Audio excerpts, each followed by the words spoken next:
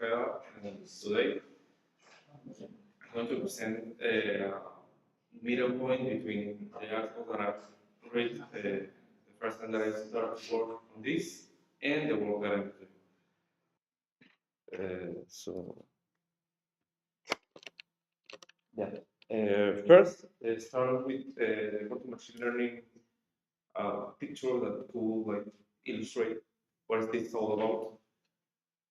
Quantum machine learning is an middle point between quantum computing and machine learning using like all these concepts of quantum gates and everything. And for example, there are three questions that are being that are in the article, and these are three elements in the computation. In the computation, need to renew attention, uploading of data in a quantum computer, finding the optimal processing, and using an optimal measuring strategy. That is like the basic structure of this quantum machine learning algorithm. So, and how is the data encoded? So let's suppose that I have a picture of a cat and I have all the points, for example, in my case that I've been looking in a grayscale. I have all the information of this cat in this obviously classical information, and I want to encode this information to use it in a quantum circuit. And how is this going to be performed? A feature map is introduced, and the action of using this feature map is called the encoding. And what is exactly what does this exactly? So I will have the information and I will transmit it and I will translate it to a state in the block sphere. And this quantum embeddings, like I said, is written here. The global structure of any quantum circuit can be divided into three elements. Uploading of information onto quantum states, like what I just have said, and I don't know what this, but by the time that I have already uploaded this information, I will perform different rotations so I could compare this state to a pre-established state or a pre-established label of a class. And well, this image of a cat being measured is just exactly what I've been saying. Like I will have a final state, and I want to perform with a state that is supposed to be similar or different to this state that I've been working on. So a way to quantify a quantum circuit into a shorter one.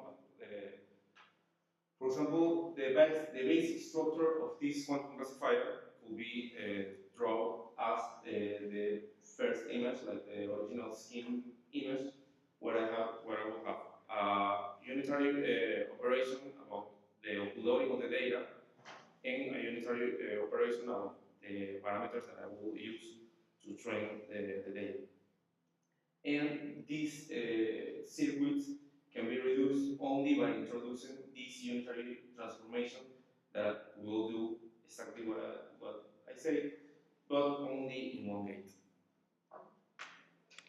And well, this operation L just represents the layer of the circuit that I'm working with. So about the target states. How is the data labeled in the case of a single qubit classifier? For example, in the case of a single qubit classifier, obviously for two classes, it will be like the computational basis, like 1, 0 and 0, 1, like well, 0 and 1 state. But when I want to classify more than two data, or more than two sets of data, what I mean, like the question is, what I will need to do. So, for example, in the case that I have three states that I want to classify, I can introduce these so-called maximally separate states, like it's right here. So in this case, they will form like a kind of triangle in the one of the planes of the the Blocksphere. And in the case where I want to classify four classes, I can use like these four states that are represented by the blue points here. And in the case that I want to classify six classes, I can use like these six states that are represented by these 2 points here. And how is this whole operation of know how similar are these states to pre-established states perform? Well, this concept of fidelity is used. So if these states that label the classes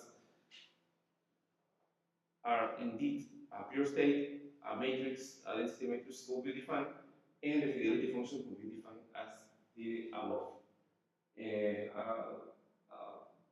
This sandwich product can be performed, or I can perform like the second operation of the expected value of the density matrix between the two final functions of the circuit of the process that I'm doing. And what about the process functions that I will use in this quantum machine learning process?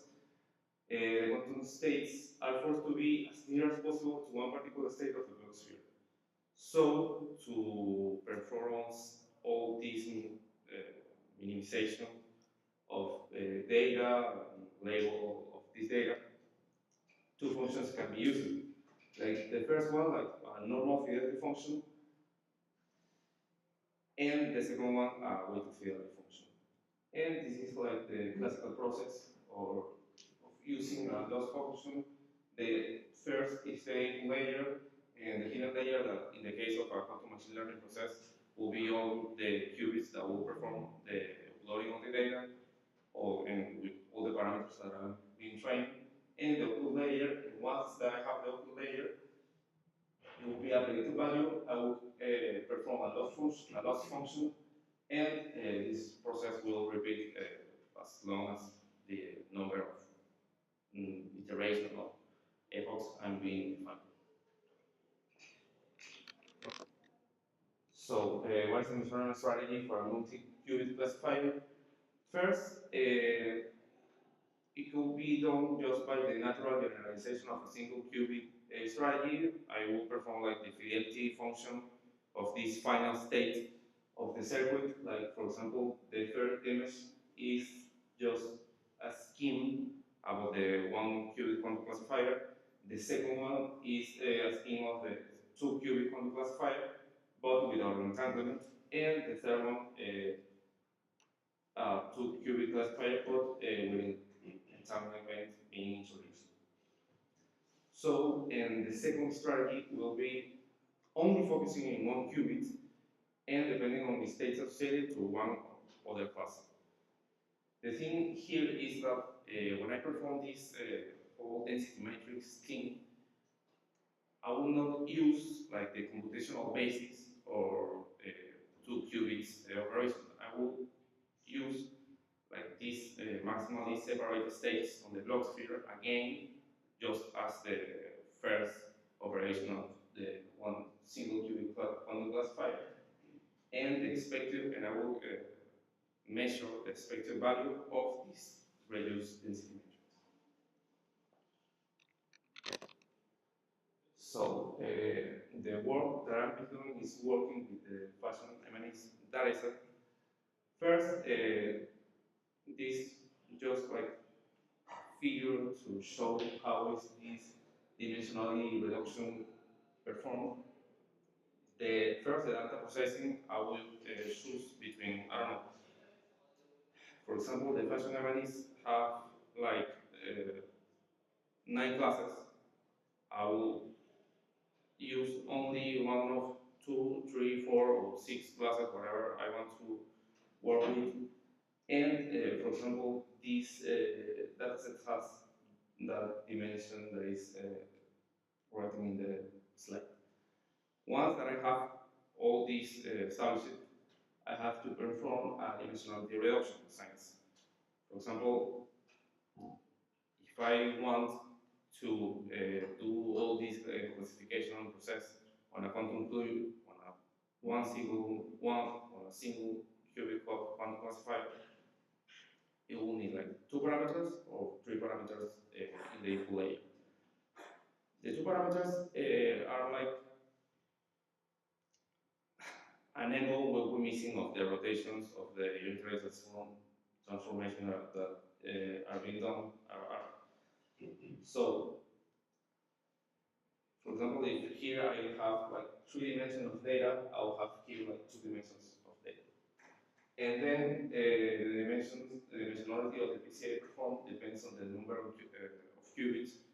This is just what I've been saying. Like, if I want to classify with 2 qubits, I will need the dimension of the PCA to be 6. And if I want to classify with a single qubit, the dimension of the PCA will be 2 or 3. And the final state will be like the measurement of the quantum state. Just like I say, this is all related to the fidelity functions. And what is the PCA? A dimensionality reduction method that transforms data into new orthogonal variables. A lot of eigenvalues are calculated. So once that I have all these performed, I will have a dimensionality reduction of all the data sets that are being used. And the final step of this quantum machine learning classifier is doing a cross-validation of the whole process. I will join the test data and the train data, so I could perform all this division between this train data, and for example, the process that I use is done by 5 folds of cross-validation. And well, I think that it's not easy to see it here, but for example, if all this is my data set, I will use only the first column to classify all the files, and that will be like the labels, and the rest of the data will be the data to apply a PCA. For example, I use this data to 3 problems: the 2 classes classification problem, the 3 classes classification problem, and the 4 class problem. And for example, here I use like 200 points for the test data, and for example, I'll have like the test data without doing the machine learning classification, and the predictive data once that I do the classification. First, the 1 qubit and the 2 qubits, and the 2 qubits in entanglement show like a similar performance. This is just not a difficult problem for the machine to do. It's just like classifying points that are not so difficult to classify. But the thing is, when I do like this 3 class problem, what is going to happen? First, with the 1 qubit classifier, the performance is it's good. It doesn't have like these local minima problems that are being having with the fidelity function. And the 2 qubits circuits, in a weird way, the 2 qubits, the quantum classifier shows a bad performance in front of the 1 qubit classifier, and the 2 qubits entanglement shows a better performance than the 1 qubit classifier. And the 4 class problem that is, I think, like the challenge of the 2 qubits quantum classifier, because that is exactly the case where the 2 qubit quantum classifier will only use a computational basis and not maximally separated states. The 1 qubit quantum classifier shows good performance. It could be, I think, one of the reasons of this is like the classification problem here is not so difficult. Again, like the distance between each point could be performed like easily. There is no like this big problem of overlapping of states or points, and the two qubits classifier shows exactly a better performance than the one qubit classifier in this case. Well, in the discussion of the conclusions, three classification problems have been proposed, obtaining similar results between the one qubit classifier and the two qubit quantum classifier with entanglement. And the single qubit classifier can be generalized of a larger number of qubits, and right now it's necessary to compare all the numbers that are obtained with the weighted fidelity functions that I've been working with. So that's all. Thanks.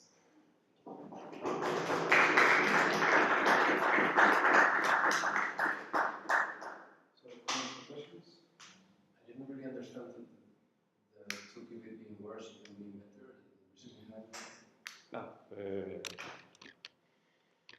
For example, well, these are the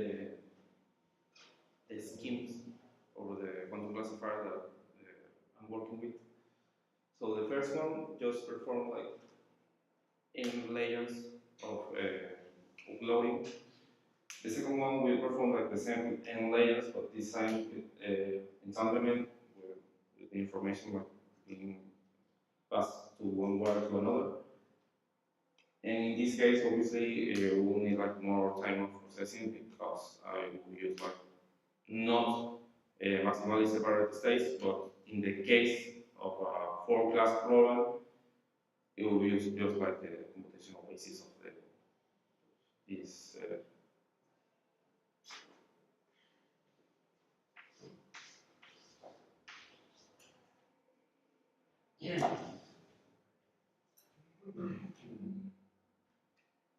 But why is the two qubit case worse than the single qubit one? Well, that is kind of curious. For example, for the four classes problem, I think I try to find a reason about this. It doesn't like the code is like very clear, or I mean, like, the numbers are not very clear about this result because the two qubits with entanglement is just the same of, structure of the two qubits classifier. And I think that it could be because this is just like the two-dimensional representation of the data. And once that I start to work with these four dimensions and everything, for example, for the two qubits classifier, it shows 6 dimensions. I think that it could be a problem by the time that this starts to work. Something needs to be like. So it's correct. But adding more layers is not improving the result either. Why is it? Yes, It doesn't consistently improve, right? No. So probably that you have to reach the minimum, no? Yeah, so are you training like the number of epochs or training is toxicity enough? there is a problem with the local minimum that needs to be well done better because. But including an additional layers, not decrease, no? Because you can always take it as an identity, and then so there is a more case in which you have the same performance. Yeah, for example, there is some cases where the first layer will have like a better performance than the last layer, like the 10 layer, and this should be a problem with the local minimum of the process and on the optimizer that is being used. Also, I think that if you consider you are looking for maximally separated states, for example, in two qubits, maybe these states are entanglement. And with two qubits under entanglement, you are not able to reach or to move the points close to these states because you can't access them. Also the equal function is global because it's a fidelity equal function. Then I think this is why with one entanglement and 2 qubits, this is not going to work. But also, when you are using 2 qubits with an entanglement, what you are doing is actually dividing the problem into two class classifier problems, and if this classically doesn't work, because I guess it doesn't work, then it shouldn't work in quantum, because this is just a unix process.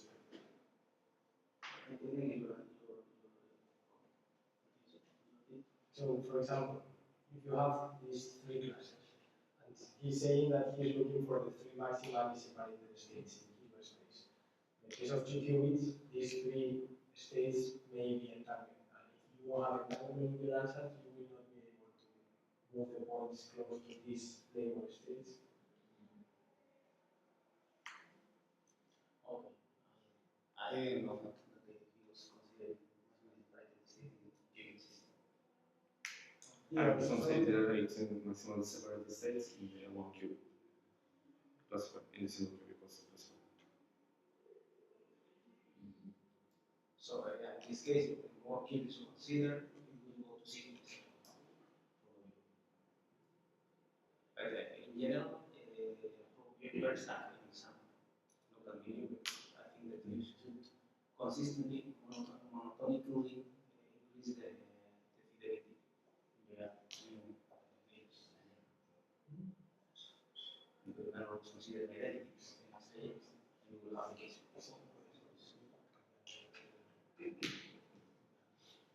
Another question in general is in the last one, if there is planar role. Well, in this last point, where's the second question? If the argument is really very low, because the numbers are very close in general to the 1 qubit edge. So how do you compute the entanglement in these qubits?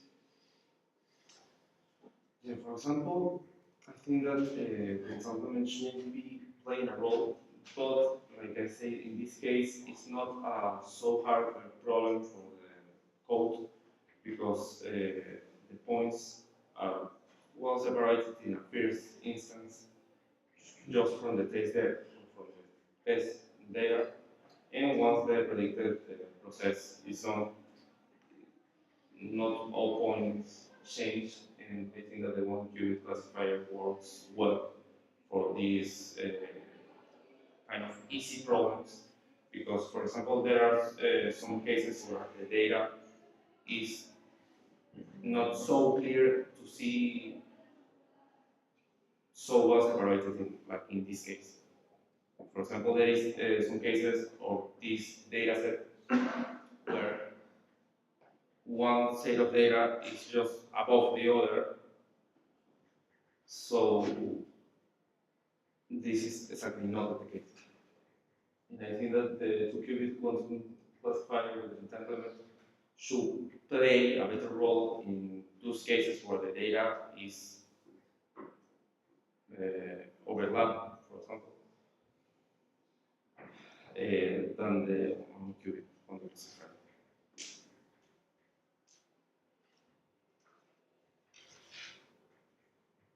You completely convinced I'm not completely convinced about this argument.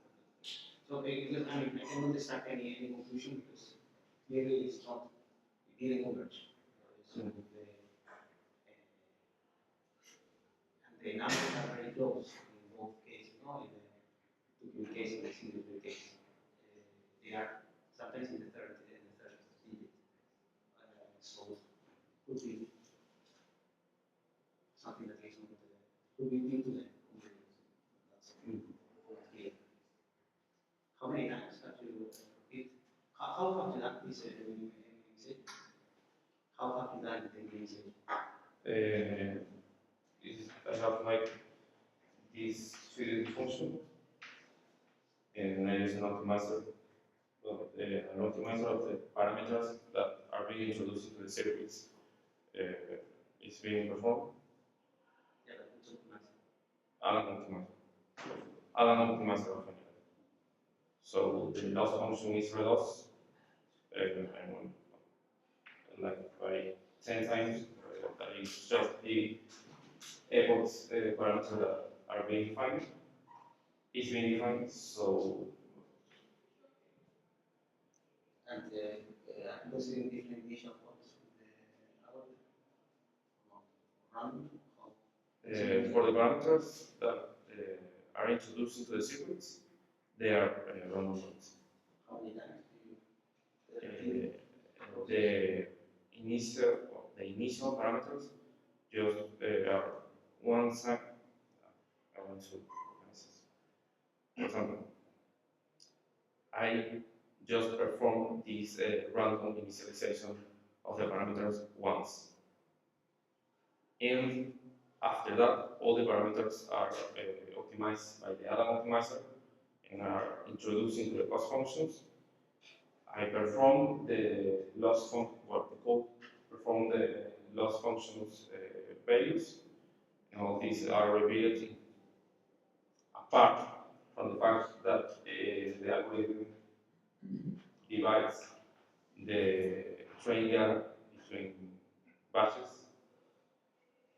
So once that all these epochs are done, I'll have a final predicted value, and this predicted value is used to test the accuracy of the prediction. But we recommend you to start with different random and keep the minimum of all of them. Keep the number of repetitions of the course and the minimization and something different. That is exactly what Michael told me last Thursday, because the problem that I've been having with the weighted fidelity function, like if these two qubits classifier have a local minima, like the weighted fidelity function is worse, and it seems like something exactly what you're saying is a little. You have to keep in mind that you are doing this optimization of the products of trigonometric functions in general. And this is the most horrible thing that you can do in optimization, because this is put minimum, you get the sample easy. So you have to start from different points and try to find the minimum.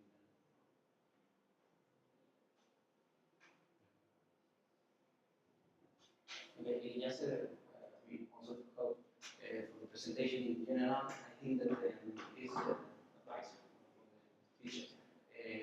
You have the choice of color, especially in the first slides, is not the best one because it's impossible to read in the white or the blue or light blue as you have in the first slides. And also the size of the letters is very small, relatively big when you are doing the presentation. No, because we will never know which is the quality of the projector that you are going to use. So if this is too small, it's impossible to. There are texts for which it's impossible to. Other questions or comments? This is another presentation, so you can be helpful to improve these skills. I have a question. When you plot the log sphere and this maximally separated states, can you show it? Because you say like the first sphere is for four. No, it's for four. And the second one? It's for three states. Okay. Yeah. No, yeah. That was my question. And it's easy to compute the second case. Or like, it's mine that you want to find the six, if you have 8 classes, it's difficult to compute these states. I haven't tried with the classes, but I think that it will be hard to find because you have like 6 states, the geometric figure that forms inside the loss sphere is it's like this is It's a cube. huh? It's a platonic sentence. In fact, there is a paper just doing this. Like, it's a paper just looking for maximal separated states. That's the paper. It's in the QE. Yeah, I think they are going to work with, but they are doing this with a program, with a optimization program or something. The maximum is separated according to Hilbert's means. Yeah, I think so. Yeah, I think that the distance that they use is here. And camp, Milan, America, they have to do it. Probably for some cameras. I don't know. But you can Something else. ask that For the, like for the numbers, that we only have that for children. How many different states do you want to feed?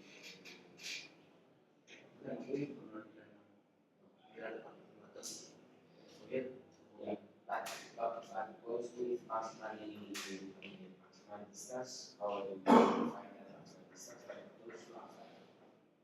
But it's not like so. Yeah, in fact, these are the states that the people from the data uploading for a universal quantum classifier define. So it's not exactly something that I get by hand or something like that. Just use the states that they use. If you have 5 classes, for instance,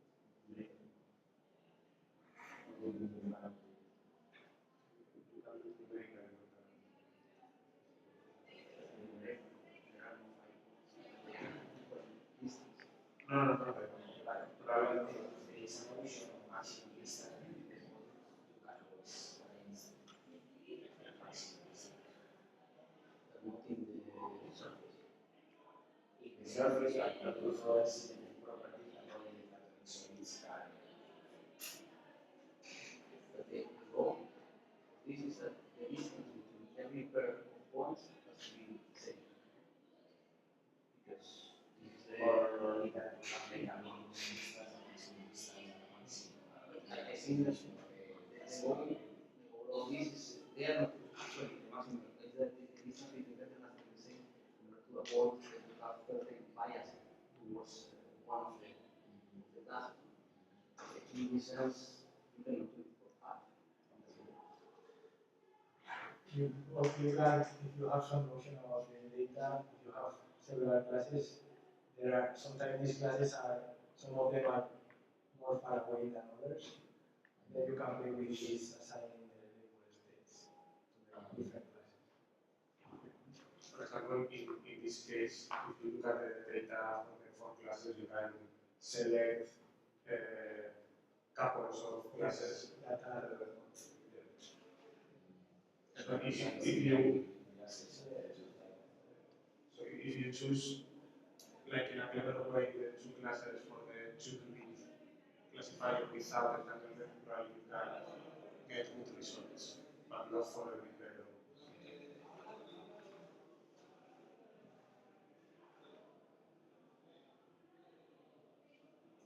Any other question or comment?